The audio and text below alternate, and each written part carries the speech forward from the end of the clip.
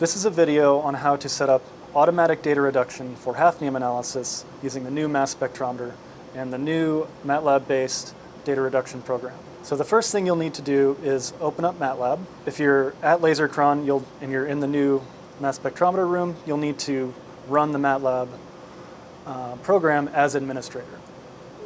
It'll prompt you to enter your username and password, which you'll get when you're here. Okay, and so MATLAB will open up here. You'll arrive at the default MATLAB screen. To run the program, you'll click on Open, and you should see two separate files in this default. It'll take you to the default location. You should see two separate files. If it doesn't take you to the default location, it's located in C, Users, New Lab 3, My Documents, MATLAB, New hafnium calc, and then you'll arrive back here. And you'll want to open the one that says Code. Okay? And that will bring you to the code itself. To run this program, go up here to the top of the screen. You'll see a big green arrow. You'll click that big green arrow.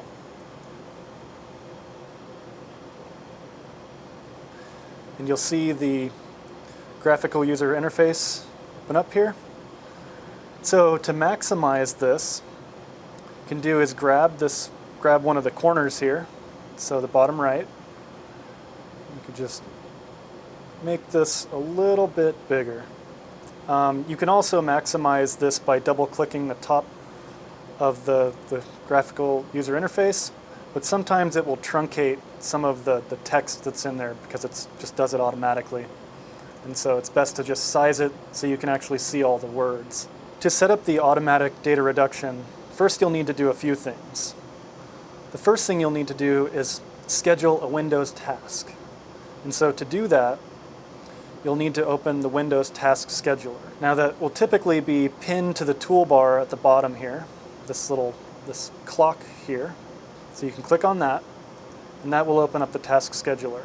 If you can't find the Task Scheduler and because it's not pinned to the toolbar here, you can do is search for it by clicking on the bottom left Windows and just typing in Task Scheduler, and you'll be able to find it.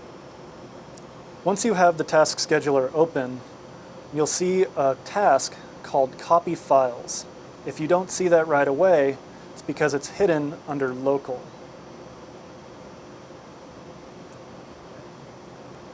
So if you click on Task Scheduler Library, this will show all of the Windows tasks that are either queued or disabled or ready to go. So we have a program that we're going to run called Copy Files. And right now you see it's disabled. So what we're going to do is right-click on that, click Enable, and now you see the status has changed to Ready. Now you'll need to right-click on this again and click Run, or select Run. And you'll see a flash on the screen of a program that opens up just for a split second. And what that's doing is it's taking all of the files, all of the data files that are being generated as you run the mass spectrometer, and copying them to a directory on the desktop that we've already set up. Okay, so now we can close this out, or just minimize it. Either one, it doesn't matter. Okay. We're back here at our blank data reduction screen. What I want to do is navigate to the desktop to show you what is actually going on with that copy file. We're here on the desktop, the Windows desktop. The directory that the task is copying to is this data folder that we've created. So that's here, so I'm going to open this up. Right now in this folder, you'll only see one file, and that's this ages file. And so this is a file of all of the reduced uranium lead ages and uncertainties and sample names that you might shoot for hafnium. Okay, so I'm going to open up this file. Here's the ages file that you've already created.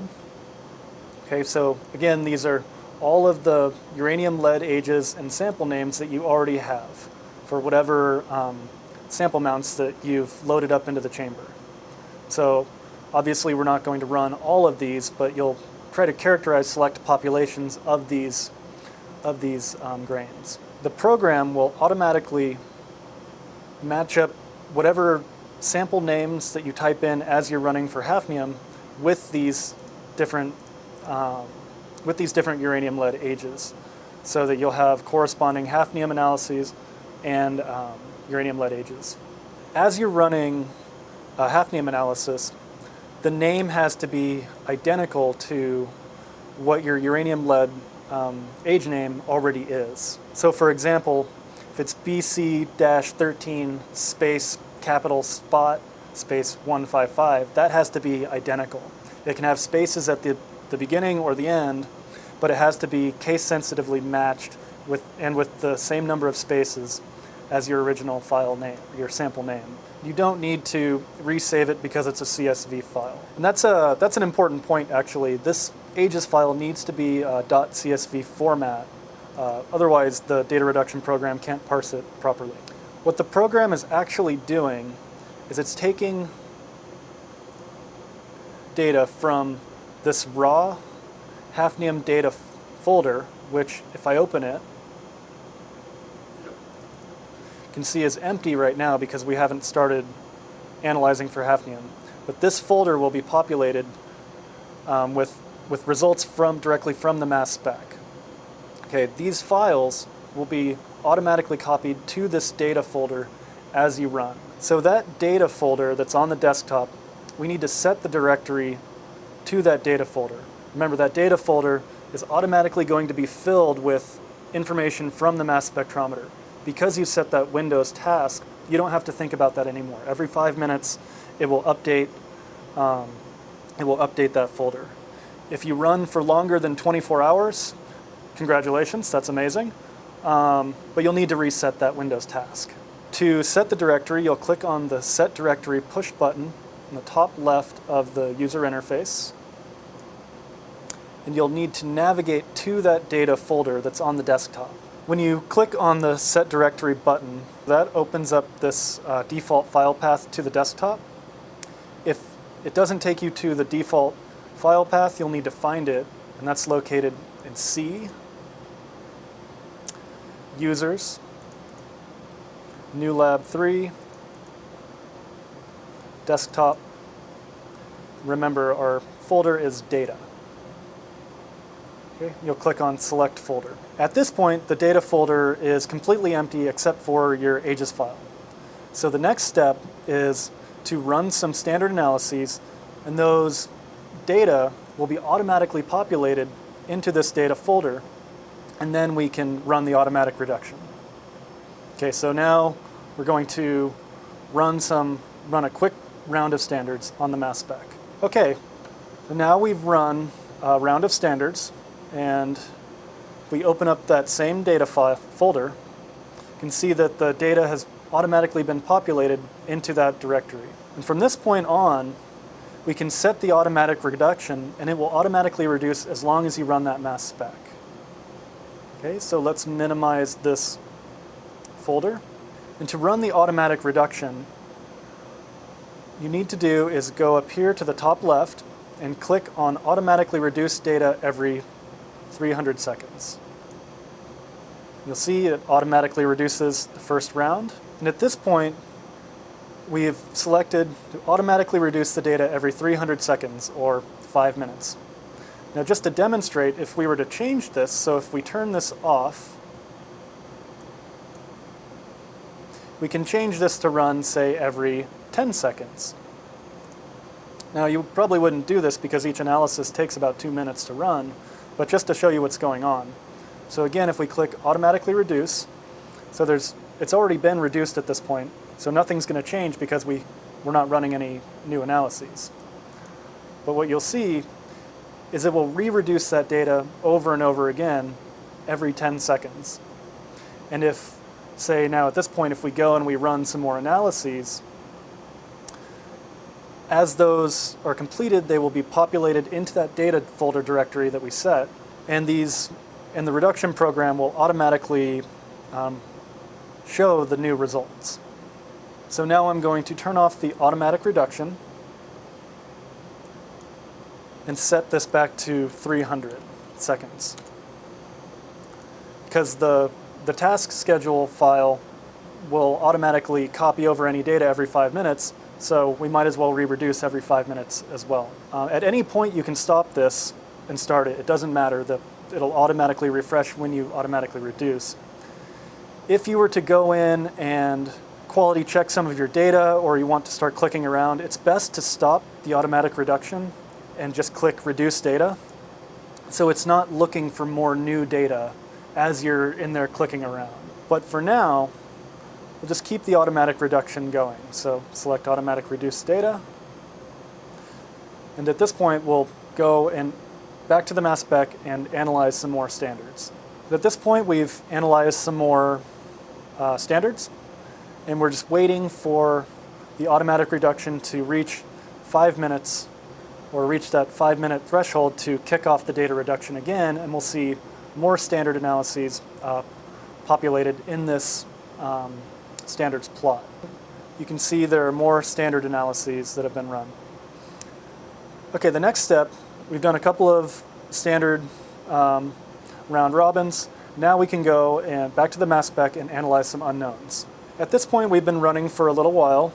We've run 19 different analyses. You can see those populated here in the list box in the far right. And now we're just waiting for our 20th analysis to be copied over and automatically reduced. It's difficult to see which one was actually the new analysis, but that's actually a good thing here. You can see we've been trying to characterize this 1,500 million year old population. You see this nice cluster just below the DM line. So at this point, I would feel comfortable moving on to, say, some other population to attempt to characterize it. At this point, we've been running for a little while. You can see our original population, and we've done some exploratory analysis here on some other smaller populations. And so at this point, it's probably a good idea to turn off the automatic reduction and just quality check the data. Okay, so remember, once you turn off the automatic reduction, if you're going to go in and do any kind of exploring, it's best to just click reduce data first, just to refresh everything and to make sure the program's not looking for new data.